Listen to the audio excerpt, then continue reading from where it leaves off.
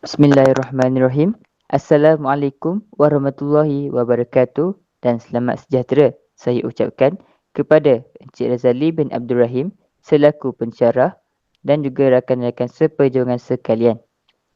Pada hari ini, saya, Nik Nur Zaihan bin Nik Nur Yasni bersama Muhammad Ablin Syakir bin Muhammad Masrur dan juga Tadli Anak Wak akan mengupas satu isu kontemporari tamadun iaitu isu keruntuhan akhlak dalam tamadun Islam di Malaysia.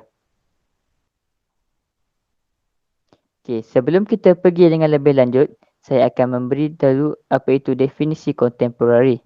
Kontemporari menurut Kamus Dewan edisi keempat didefinisikan sebagai sesuatu yang berlaku di masa kini atau kata mudahnya moden. Subtopik mengenai perbincangan kami pada hari ini merangkumi pengenalan, punca, pengaruh kepada sosio budaya, pengaruh kepada masyarakat serta pengaruh kepada negara Malaysia. Pengenalan isu keruntuhan akhlak. Okey, pertama sekali, akhlak merupakan perilaku, perangai dan tabiat. Menurut Rizwan 2012, akhlak bermaksud perilaku, perangai atau tabiat. Menurut Imam Al-Ghazali pula, akhlak ialah suatu sifat yang tertanam dalam jiwa yang daripadanya timbul perbuatan-perbuatan dengan mudah tanpa memerlukan pertimbangan terlebih dahulu. Segala perlakuan dan tingkah laku seseorang sememangnya berkait rapat dengan akhlak mereka. Sebagai contoh, seseorang yang mempunyai akhlak yang baik akan terdorong untuk sentiasa mengerjakan kebaikan, sentiasa ingin membantu dan menolong orang, ramah dan mesra dengan semua orang serta bersifat murah hati. Akhlak yang baik ini akan menjadikan seseorang itu dihormati dan disegani, manakala akhlak yang buruk menjadikan seseorang itu tidak disukai oleh orang sekelilingnya. Yang kedua, menurut Syafiq Saleh 2016, setiap umat Islam itu merupakan duta kecil yang membawa nama Islam ke mana-mana sahaja. Seperti yang kita tahu, Islam mula tersebar di Asia Tenggara pun melalui akhlak yang baik ditunjukkan oleh pedagang Arab pada waktu itu yang datang ke Asia Tenggara untuk berdagang. Mereka menunjukkan tingkah laku yang sopan, berjual beli dengan penuh tanggungjawab dan jujur serta ramah dan mesra dalam berkata-kata. Jika akhlak baik dipelihara dan diamalkan oleh umat Islam, seluruh manusia akan memiliki jiwa yang tenang dan kehidupan yang aman. Rasulullah SAW pernah bersabda yang bermaksud, sesungguhnya aku diutus untuk memuliakan akhlak manusia. Hadis riwayat Al-Bukhari. Kehadiran Rasulullah SAW menyampaikan agama Islam dan mengeluarkan manusia daripada kesesatan adalah suatu anugerah Allah Subhanahu Wa Taala untuk membentuk sebuah agama yang mempunyai umat berakhlak mulia. Allah Subhanahu Wa Taala juga mengingatkan kepada umat Islam dalam surah Al-Ahzab ayat yang ke-21 yang bermaksud, demi sesungguhnya adalah bagi kamu pada diri Rasulullah itu contoh ikutan yang baik, iaitu bagi orang yang sentiasa mengharapkan keredaanku Allah dan balasan baik hari akhirat, serta ia pula menyebut dan mengingati Allah sebanyak-banyak dalam masa susah dan senang. Di Malaysia, rakyatnya yang majoriti terdiri daripada agama Islam telah menjadikan agama Islam sebagai agama persekutuan negara ini. Menurut ajaran Islam, setiap umatnya dituntut untuk mempunyai akhlak yang baik dan diamalkan pada setiap masa. Namun, saban tahun sering kita lihat bahawa rakyat Malaysia khususnya mereka yang beragama Islam semakin merosot dan runtuh akhlaknya akibat pengaruh daripada budaya-budaya yang negatif dari negara luar. Pengaruh budaya dari negara-negara luar ini sedikit sebanyak menghakis peribadi dan personaliti Islam dalam diri umat Islam Malaysia. Golongan yang paling ramai terjebak dengan budaya dan isu keruntuhan akhlak ini adalah golongan remaja. Menurut Siu Ihwa 2010, keruntuhan akhlak bermaksud pelbagai perlakuan negatif anggota masyarakat yang tidak membawa sokongan dan keuntungan kepada kekuatan sistem dan struktur ekonomi yang diamalkan dalam sesuatu masyarakat ataupun negara. Budaya di negara luar, khususnya budaya barat, banyak menawarkan kebebasan, keseronokan dan hak individu tanpa mengambil kira faktor agama, bangsa dan kaum. Ramai di antara golongan remaja yang terjebak dalam perkara ini kerana jiwa mereka sememangnya tertarik dengan hiburan dan keseronokan. Tanpa mengira pantang larang maupun undang-undang agama, jika kita amati, budaya yang dicipta oleh negara barat khususnya yang menghakis akhlak-akhlak Islam dalam diri seseorang individu merupakan satu perkara yang seolah-olah telah dirancang oleh mereka untuk mempengaruhi, minda dan merosakkan pemikiran remaja-remaja di Malaysia. Perkara ini sebenarnya suatu isu yang membimbangkan kerana remaja merupakan harapan bangsa yang akan menjadi pemimpin suatu hari nanti. Mengambil petikan Saidina Ali R.A. yang mengungkapkan kata-katanya yang berbunyi, "Jika kamu mahu melihat masa depan sebuah negara, maka lihatlah pemuda-pemudi pada hari ini." Oleh itu, isu ini tidak boleh diambil mudah oleh semua pihak kerana impaknya kepada sosial budaya, masyarakat serta negara sangatlah besar. Terdapat beberapa faktor yang menjadi punca utama kepada keruntuhan akhlak ini. Punca yang pertama adalah berpunca daripada perasaan ingin tahu dan ingin mencuba perkara baru dalam diri remaja. Menurut kajian yang telah dilakukan oleh ASMAK pada tahun 2006, sebanyak 48% remaja yang terjebak dalam isu keruntuhan akhlak memberikan respon bahawa mereka sebenarnya teringin untuk mencuba satu perkara baharu. Kajian ini sedari dengan kajian yang dilakukan oleh Azhar dan Halim pada tahun 2005 yang menjelaskan bahawa pada peringkat usia remaja, mereka mempunyai perasaan ingin tahu yang tinggi dan jika terjadi apa saja perkara yang baru di sekeliling mereka, ia akan mendorong wujudnya perasaan ingin tahu. Menurut Azhar dan Halim pada tahun 2005 juga, keadaan ini membuatkan mereka terdorong untuk mencuba dan melakukan perkara-perkara tersebut. Oleh itu, perasaan ingin tahu yang wujud dalam diri mereka akan mendorong mereka melakukan apa saja tanpa memikirkan baik dan buruk perkara tersebut. Faktor yang lain yang menjadi punca kepada terjebaknya golongan remaja ini dalam isu keruntuhan akhlak ialah kerana mereka kurang kasih sayang dan perhatian daripada ahli keluarga mereka. Umumnya, remaja mempunyai jiwa yang sensitif, yang mana mereka sentiasa ingin dibelai dan diberi perhatian dalam setiap perkara yang dilakukan, walaupun kadang-kadang ibu bapa merasakan perkara tersebut adalah yang biasa dan remeh. Dapatan kajian ini dapat dikukuhkan lagi dengan kajian yang dilakukan oleh Arif dan Wardah pada tahun 2006 yang menyatakan bahawa remaja akan kerap melakukan kelakuan yang boleh menarik perhatian ibu bapa atau ahli keluarga. Hal ini kerana menurut Arif dan Wardah pada tahun 2006, semasa kanak-kanak, remaja mendapat perhatian yang lebih daripada ibu bapa.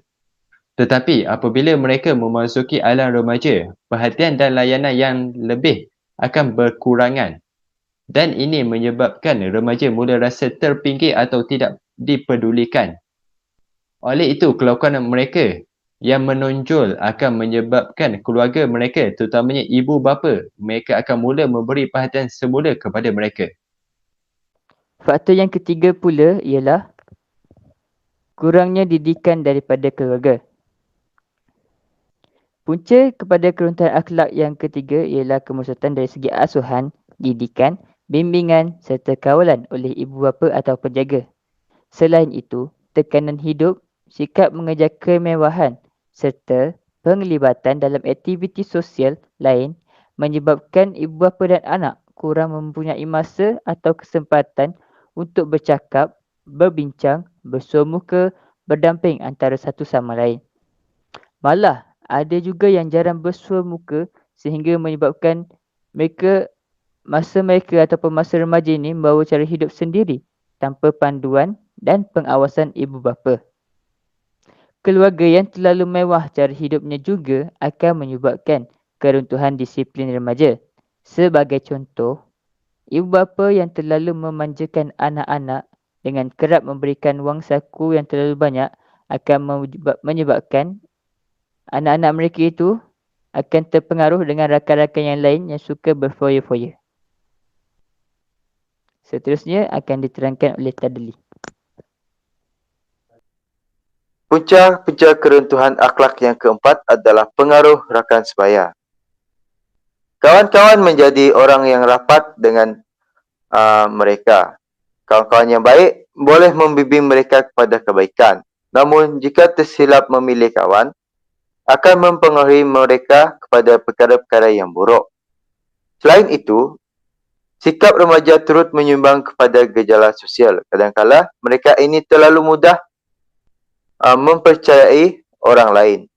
Umpamanya, jika mereka merasakan rakan-rakan mereka lebih rapat dan lebih memahami, dengan mudah mereka akan mengikuti apa yang dilakukan oleh rakan-rakan. Mereka lupa bahawa kawan-kawan juga kadang-kadang boleh makan kawan. Dalam keadaan ini, ramai para remaja terjerumus ke dalam gejala sosial. Okey, ini merupakan isu-isu keruntuhan akhlak yang diambil daripada media akhbar. Yang pertama adalah sempadan antara hak kebebasan iaitu keruntuhan akhlak. Berkaitan sugar daddy dan mommy daddy. Sugar mommy. Okey, seterusnya akhbar yang mengatakan remaja Samseng kes buli makin membara. Seterusnya, saya akan menerangkan kesan-kesan isu keruntuhan akhlak terhadap sosial budaya. Sebelum itu, saya ingin menerangkan definisi sosial budaya. Sosial budaya didefinisikan sebagai suatu amalan yang berupa gaya hidup dan peradaban bagi sesuatu masyarakat, lahir dari pegangan dan kecenderungan diri masyarakat dalam pelbagai bidang hidup untuk memberi kepuasan dan merangsang pembangunan hidup masyarakat tersebut. Diambil daripada Rosfazila A. Rahman 2019. Kesan-kesan isu keruntuhan akhlak terhadap sosial budaya. Pertembungan elemen-elemen baru yang telah diperkenalkan oleh penjajah dengan amalan-amalan tradisi orang Melayu mewujudkan banyak konflik dan kontradiksi. Konflik dan kontradiksi ini terutamanya atas paras nilai berlarutan sehingga ke hari ini walaupun negara Malaysia telah bebas dari cengkaman penjajah. Dewasa ini, kebudayaan barat telah mendominasikan segala aspek. Peradaban barat kini telah menguasai dunia termasuk negara Malaysia. Masyarakat Timur yang menonjolkan peradaban mulia semakin hari semakin meniru dan mengikuti kebudayaan barat. Di Malaysia, penularan budaya hedonisme telah mendapat tempat dalam kehidupan masyarakat Islam, terutama dalam kalangan remaja dan kanak-kanak. Menurut Graham 2004, hedonisme bermaksud sesuatu kepercayaan bahawa tujuan utama kehidupan adalah untuk menikmati hidup dan kehidupan yang terbaik adalah kehidupan yang paling menyenangkan. Walau bagaimanapun, hedonisme dapat dilihat sebagai satu perilaku subbudaya yang negatif bertentangan dengan adat ketimuran dan saranan agama. Pengaruh barat ini dapat dilihat semakin menular dalam kalangan masyarakat Malaysia pada hari ini, terutamanya golongan muda-mudi yang mudah terpengaruh dengan aliran muzik dan budaya barat seperti pergaulan tanpa batas, seks bebas, pengambilan minuman keras, pengambilan dadah, membunuh, black metal, punk, skinhead, hip hop, gangster, mafia, hippies, tarian breakdance, mementingkan diri sendiri dan memuja serta mendengar lagu yang tidak memberi akhlak pada remaja. Aliran dan budaya Barat ini jelas sama sekali bertentangan dengan ajaran agama Islam. Hiburan adalah salah satu unsur budaya yang asas dalam kebudayaan sesebuah masyarakat dunia untuk mengisi masa lapang. Sejak zaman feudal, budaya berhibur telah menjadi kebiasaan dalam kalangan masyarakat Melayu untuk berhibur. Namun begitu, pada masa kini, hiburan dianggap sebagai pilihan, manakala artis pula menjadi pujaan. Dalam perspektif Islam, kehidupan dianggap untuk beribadah dan bukan untuk berseronok semata-mata. Begitu juga dengan artis. Ajaran Islam tidak menggalakkan umatnya mengagung-agungkan artis. Hal ini demikian kerana ianya akan menyebabkan manusia lalai daripada mengingati Allah dan para rasulnya. Bukan itu saja, sebagaimana yang kita lihat, artis-artis dari seluruh dunia dikategorikan dalam kumpulan K-pop. Mereka mempunyai unsur-unsur budaya barat yang bercanggah dalam ajaran agama Islam. Misalnya, dari segi pemakaian, artis-artis barat ini menggunakan dan memakai pakaian yang tidak sopan dan tidak bersesuaian untuk digunakan dan dibudayakan di Malaysia. Di Malaysia, pada masa kini, peniruan dari segi pakaian semakin menular dalam kalangan remaja dan kanak-kanak. Sebagai contoh, corak pemakaian artis yang terdahulunya mengikuti busana daripada barat kini menjadi ikutan remaja. Kebanyakan gaya fashion terkini lebih menonjolkan bentuk badan pemakai dan faktor ketidaksopanan yang terselah. Dalam ajaran agama Islam, umatnya dituntut untuk menutup aurat dengan sempurna, iaitu dari kepala sehingga ke hujung kaki, kecuali muka dan tapak tangan. Dalam surah An-Nur ayat ke-31, Allah Rasulullah SAW berfirman, dan katakanlah kepada perempuan-perempuan yang beriman supaya menyekat pandangan mereka daripada memandang yang haram dan memelihara kehormatan mereka, dan janganlah mereka memperlihatkan perhiasan tubuh mereka kecuali yang zahir daripadanya. Dan hendaklah mereka menutup belahan leher bajunya dengan tudung kepala mereka. Dan janganlah mereka memperlihatkan perhiasan tubuh mereka melainkan kepada suami mereka ataupun bapa mereka atau bapa mentua mereka atau anak mereka atau anak tiri mereka atau saudara-saudara mereka atau anak bagi saudara-saudara mereka yang lelaki atau anak bagi saudara-saudara mereka yang perempuan atau perempuan-perempuan Islam atau hamba-hamba mereka atau orang gaji dari orang-orang lelaki yang telah tua dan tidak berkeinginan kepada perempuan atau perempuan atau kanak-kanak yang belum mengerti lagi tentang aurat perempuan, dan janganlah mereka menghentakkan kaki untuk diketahui orang akan apa yang tersembunyi dari perhiasan mereka, dan bertawaklah kamu sekalian kepada Allah, wahai orang-orang yang beriman, supaya kamu berjaya. Budaya pemakaian tidak sopan ini bukan sahaja melanda remaja wanita, malahan turut serta pada kaum lelaki. Bagi kaum lelaki, mereka hendaklah menutup aurat mereka dari pusat sehingga ke lutut. Di samping itu, kesan isu keruntuhan akhlak ini juga akan menyebabkan golongan remaja terpengaruh dengan unsur-unsur barat yang tidak bermoral dan memberi faedah melalui lagu-lagu barat. Kesan yang akan diundang kepada diri mereka adalah apabila mereka lebih mahir menyanyikan lagu-lagu barat daripada mengaji serta mendalami Al-Quran. Sebagai contoh, aktiviti black metal ini merupakan gejala atau aktiviti sosial negatif yang membawa kepada pemujaan syaitan dan terkenal dengan muzik yang berentak keras, mengandungi unsur-unsur lirik keras dan sebutan yang tidak jelas. Mesej lagu yang dibawa juga berunsurkan penolakan kewujudan Tuhan, menggalakkan seks rambang dan keganasan. Keadaan ini menyebabkan sosial budaya mereka akan lebih ke arah ideologi dan fahaman yang dibawa dalam lagu-lagu black metal. Pengaruh keruntuhan akhlak kepada sosial budaya di Malaysia juga dapat dilihat dari segi pergaulan bebas yang membawa kepada seks rambang dalam kalangan masyarakat Malaysia pada masa kini. Pengaruh barat seperti dalam filem mengandungi unsur-unsur luncah dan menggairahkan telah mempengaruhi fikiran sekaligus menjadi ikutan oleh remaja. Melalui tontonan video lucah, majalah dan internet telah mempengaruhi remaja dalam pergaulan bebas dan mempunyai rasa ingin mencuba melakukan hubungan seks yang dilarang dalam agama Islam.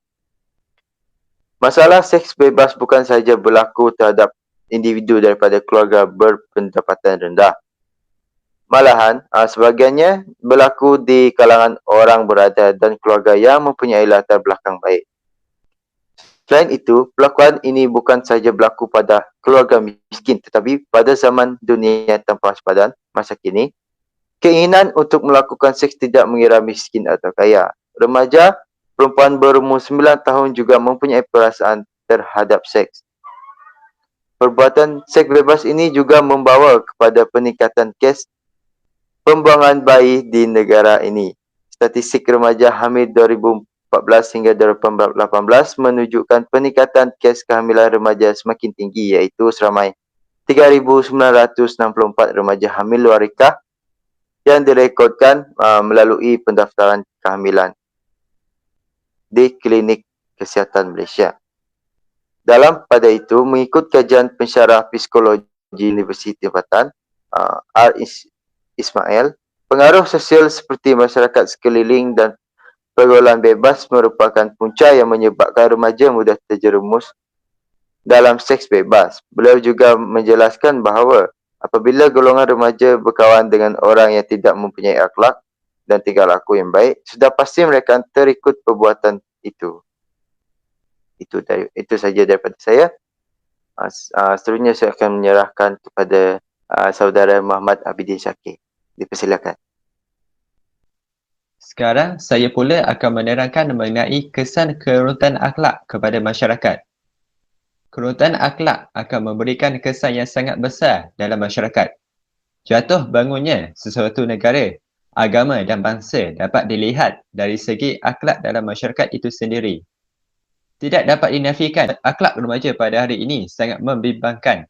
Ini kerana budaya-budaya kuning dan pengaruh budaya barat mudah meresap masuk dan menjadi ikutan para remaja pada hari ini, sehingga menyebabkan mereka hilang kawalan dan seterusnya merosakkan imej masyarakat Malaysia yang majoritinya beragama Islam. Menurut Latif pada tahun 2009, keharmonian sesebuah negara banyak bergantung pada cara masyarakat mengadaptasikan suasana yang aman dan sejahtera dalam kehidupan seharian. Sekiranya hal ini tidak dapat dibendung oleh pihak-pihak yang tertentu, terutamanya oleh pihak kerajaan dan juga pihak-pihak yang berwajib, maka tidak heranlah pada masa akan datang masyarakat Malaysia akan hancur, terutamanya dari segi akhlak, akibat daripada pengaruh pemikiran budaya barat seperti hedonisme yang hanya mementingkan keseronokan tanpa memikirkan kesan dan akibat daripada perbuatan tersebut. Melalui cara ini, terdapat pihak-pihak atau anasi luar yang akan cuba mengambil kesempatan dan kelemahan ke atas bangsa kita sendiri. Okey, antara kesan keruntuhan akhlak kepada masyarakat adalah masyarakat akan mengalami situasi porak-peranda, berpecah belah dan tidak bersatu padu. Ini kerana keruntuhan akhlak akan menyebabkan masyarakat menjadi hilang punca dan pertimbangan. Sebagai contohnya, peristiwa 13 Mei 1969. Peristiwa ini merupakan satu tragedi berdarah yang banyak meninggalkan kesan politik, ekonomi dan sosial kepada masyarakat Melayu. Peristiwa 13 Mei sememangnya bukan suatu peristiwa yang berlaku secara tiba-tiba atau kerana sebab-sebab yang spontan, tetapi ianya merupakan suatu rentetan kepada sebab-sebab atau peristiwa yang telah berlaku sebelumnya. Menurut sumber daripada Berita Nasional 1971 melaporkan bahawa terdapat sekurang-kurangnya 196 orang yang kehilangan nyawa, walaupun pihak yang menganggarkan jumlah kematian adalah lebih tinggi. Selain itu, Dilaporkan juga selepas berlangsungnya pilihan raya umum yang ketiga, dianggarkan kira-kira 6,000 orang kehilangan tempat tinggal dan sekurang-kurangnya 211 kenderaan musnah atau rosak akibat daripada pilihan raya umum tersebut. Ini menunjukkan bahawa keruntuhan akhlak menjadi asbab kepada perpecahan kaum dalam kalangan masyarakat Malaysia dan seterusnya mewujudkan sikap perkauman yang hanya akan merugikan kesemua pihak, terutamanya kepada anggota masyarakat yang tidak bersalah. Selain itu, kadar jenayah di kalangan masyarakat juga akan meningkat yang mana hal ini disebabkan oleh kadar keruntuhan akhlak di kalangan remaja semakin meningkat. Remaja yang terdedah kepada gejala sosial akan mudah terdedah kepada perbuatan jenayah sama ada secara langsung maupun tidak langsung. Kes-kes seperti pembuangan dan pembunuhan bayi, perbuatan mencuri dan sebagainya pasti akan berlaku dan hal ini boleh menyebabkan kadar jenayah dalam masyarakat akan meningkat. Menurut Azizah pada tahun 2015, kadar kes jenayah yang melibatkan remaja semakin hari semakin meningkat. Kebanyakan kes ini berlaku disebabkan sikap ibu bapa yang boleh diibaratkan sebagai lepas tangan terhadap tanggungjawab dalam mendidik anak-anak. Perkara ini akan menyebabkan remaja terlibat dengan gejala yang tidak bermoral seperti merempit yang menyebabkan ketentaman awam terganggu.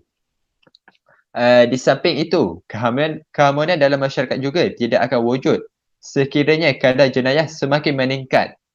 Ini kerana masyarakat akan berada dalam kebimbangan dan hal ini boleh menyebabkan masyarakat berada dalam ketakutan dan natijahnya keharmonian akan sukar diwujudkan dalam masyarakat. Sebagai contohnya, kes kecurian yang berlaku di Kuala Lumpur mengakibatkan mangsa mengalami jahitan akibat ditetak oleh perompak. Keadaan ini amat membimbangkan masyarakat kerana risau akan keselamatan seisi keluarga. Hal ini seterusnya memaksa masyarakat berada dalam keadaan sentiasa berjaga-jaga walaupun berada dalam kediaman masing-masing. Disebabkan itu, keadaan aman dan harmoni tidak dapat dipraktikkan oleh masyarakat dalam kehidupan seharian, terutamanya di Malaysia. Andai kadar jenayah tidak dapat dikurangkan dan diatasi dengan secepat mungkin. Selain itu, pergaduhan dalam masyarakat pasti akan berlaku sekiranya isu-isu perkauman diketengahkan, terutamanya melibatkan antara dua kaum. Pergaduhan boleh berlaku seandainya remaja pada hari ini hilang pertimbangan terhadap semangat perpaduan dalam masyarakat. Contohnya akibat daripada minuman yang memabukkan akan mendatangkan kesan yang buruk seperti pergaduhan, kes kecurian dan perbuatan membunuh. Pergaduhan antara kaum biasanya berlaku disebabkan perbezaan agama, budaya dan juga bahasa. Hal ini boleh dilihat berdasarkan laporan daripada Harian Metro pada tahun 2016 yang bertajuk Masalah Perkauman di Sekolah. Laporan ini ditulis berdasarkan pergaduhan di antara pelajar yang berbilang kaum dan juga guru. Ia berpunca daripada perlakuan pelajar yang mengeluarkan kata-kata kesat kepada guru dalam bahasa ibunda sehingga mengakibatkan guru tersebut marah dan seterusnya menghalau pelajar tersebut pulang ke rumah. Melalui laporan ini, kita dapat melihat bahawa sekolah merupakan tempat penyatuan masyarakat yang berbilang kaum, namun telah berlaku sebaliknya. Perkara ini seterusnya membuktikan bahawa keruntuhan akhlak remaja akan membawa kepada pembinaan masyarakat yang tidak beretika dan bermoral. Akhir sekali, keruntuhan akhlak juga akan mewujudkan perasaan buruk dan prasangka dalam jiwa masyarakat. Sifat saling curiga mencurigai akan bertahta di hati masyarakat dan seterusnya menaruh perasaan yang kurang baik terhadap individu yang mempunyai akhlak yang buruk. Perasaan ini sukar dihapuskan walaupun individu berkenaan cuba untuk melupakan dalam membuang tabiat buruknya. Ini membuktikan bahawa akhlak memainkan peranan yang utama dalam pembentukan masyarakat yang harmoni dan sejahtera di Malaysia.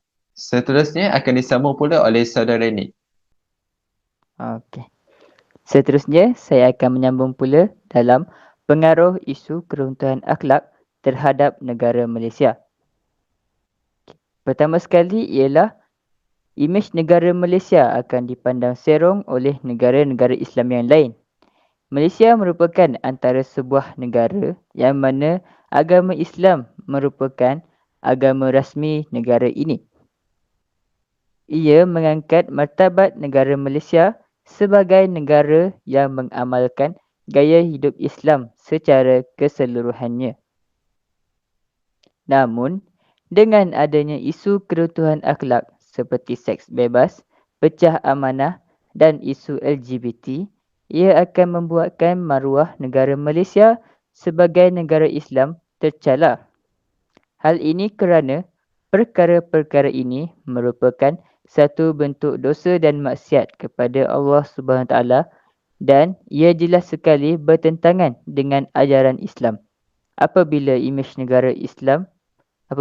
negara Malaysia sebagai negara Islam mula dipandang serong oleh negara-negara Islam sendiri, maka ia akan menyebabkan segala jenis aktiviti politik, sosial dan ekonomi dalam dan luar negara akan menjadi perlahan ekoran kritikan daripada negara-negara Islam yang lain. Negara Malaysia juga akan kehilangan kepercayaan daripada negara-negara Islam, terutamanya negara jiran iaitu Indonesia dalam hal-hal yang berkaitan dengan perundangan agama Islam dan sebagainya. Antara isu keruntuhan akhlak yang hangat dikaitkan dengan negara Malaysia sekarang adalah isu Nur Sajat yang menunaikan umrah tetapi memakai pakaian wanita. Perkara ini dianggap sebagai memalukan bagi agama Islam kerana Nur Sajat sebenarnya adalah seorang lelaki namun dia menafikan perkara tersebut kerana dia mendakwa bahawa dia seorang wanita dan isu ini dikategorikan sebagai isu transgender.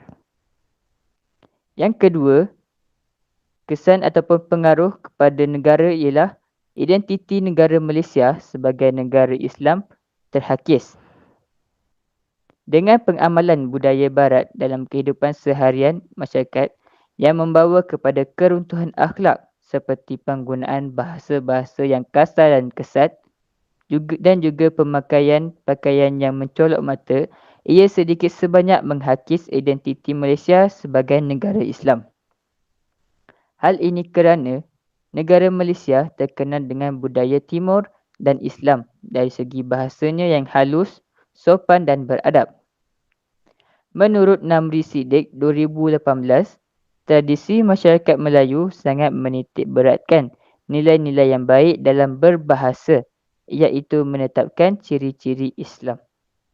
Contohnya, dalam kalangan adik-beradik, ada panggilan hormat untuk dipanggil kepada abang atau kakak yang lebih berusia seperti Abang Long, Kak Ngah, Abang Cik, Kak Uda dan Abang Usu. Dalam budaya barat, mereka memanggil ibu bapa atau orang yang lebih dewasa pun memakai nama sebenar mereka. Ini menunjukkan bahawa pengamalan budaya barat oleh masyarakat Malaysia akan menghakis ciri-ciri Islam dan kemelayuan yang ada pada negara Malaysia. Akhir sekali, pengaruh isu keruntuhan akhlak ini terhadap negara Malaysia ialah ianya akan menjejaskan hubungan diplomatik dengan negara Islam yang lain. Contohnya dengan negara-negara Islam Arab Saudi, Turki, Mesir dan Indonesia.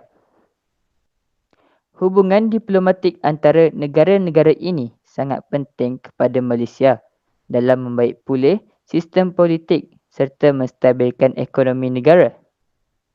Selain itu, dalam hal-hal perundangan Islam bersama ulama'-ulama' dari negara-negara Islam ini juga penting bagi Malaysia menggubal dan menstruktur semula undang-undang Islam untuk diguna pakai dalam keadaan semasa seperti sekarang iaitu dalam keadaan pandemik COVID-19.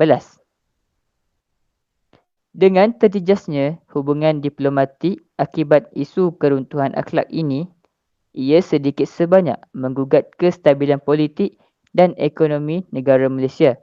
Seterusnya membawa kepada ketidakstabilan dalam perundangan Islam.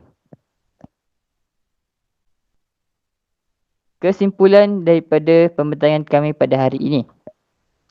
Sebagai seorang Muslim dan juga rakyat Malaysia yang patuh kepada perintah Allah Subhanahu Wa Taala, kita seharusnya menjaga akhlak kerana akhlak merupakan cerminan peribadi seseorang.